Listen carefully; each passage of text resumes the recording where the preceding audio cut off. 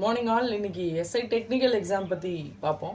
SI technical எக்ஸாமோட notification மே மந்தில் வந்து release பண்ணுறதா டிஎன்யூஎஸ்ஆர்பி அஃபிஷியல் வெப்சைட்டில் சொல்லியிருக்காங்க. இப்போ எஸ்ஐ டெக்னிக்கலை பொறுத்த வரைக்கும் உங்களுக்கு பாசிட்டிவான விஷயம் என்னென்னா அதில் ஃபிசிக்கல் இருக்காது.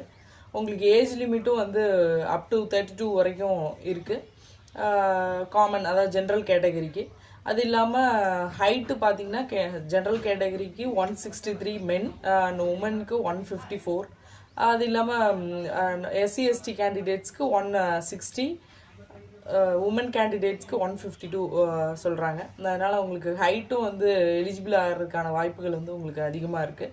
இப்போ ஃபிசிக்கல் இல்லைன்றது இன்னொன்று ஹைட்லேயும் ஃபிசிக்கல்லையும் நீங்கள் ரிஜெக்ட் ஆக மாட்டீங்க.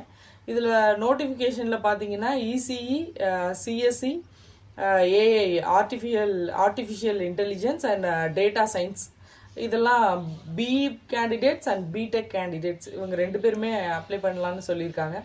இது முன்னாடி வந்து இசிஇ மட்டும்தான் மென்ஷன் பண்ணியிருந்தாங்க. இப்போ CSE and AI data science இதில் பிடெக் பிஇ 2மே மென்ஷன் பண்ணியிருக்கிறது நிறைய கேண்டிடேட்ஸ்க்கு யூஸ்ஃபுல்லாக இருக்கும்னு நினைக்கிறேன்.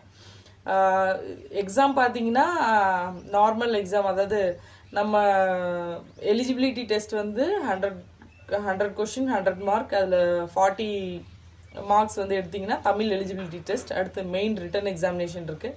மெயின் ரிட்டன் எக்ஸாமினேஷனை பொறுத்த வரைக்கும் உங்களுக்கு 85 மார்க்ஸுக்கு நடக்கும்.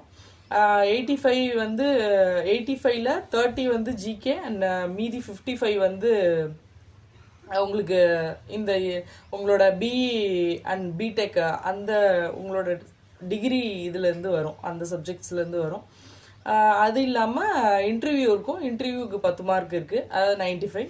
இன்னும் ஃபைனல் 5 மார்க்ஸ் வந்து பார்த்தீங்கன்னா உங்களோட ஸ்பெஷல் மார்க்ஸ், அதாவது என்சிசி, என்எஸ்எஸ், எனி அதர் ஈவெண்ட்ஸில் நீங்கள் வந்து பண்ணியிருந்தீங்கன்னா அதுக்கு ஸ்பெஷல் மார்க்ஸ் வந்து அந்த மார்க், மொத்தம் 100 மார்க்ஸ். எல்லோரும் அந்த எஸ்ஐ மற்ற எஸ்ஐ ஃபோக்கஸ் பண்ணிகிட்டு இருக்காமல் டெக்னிக்கல் எஸ்ஐக்கு எலிஜிபிளாக இருக்க கேண்டிடேட்ஸ் இந்த எஸ்ஐ எக்ஸாமுக்கு அப்ளை பண்ணுங்கள், படிங்க. All the best. தேங்க்யூ.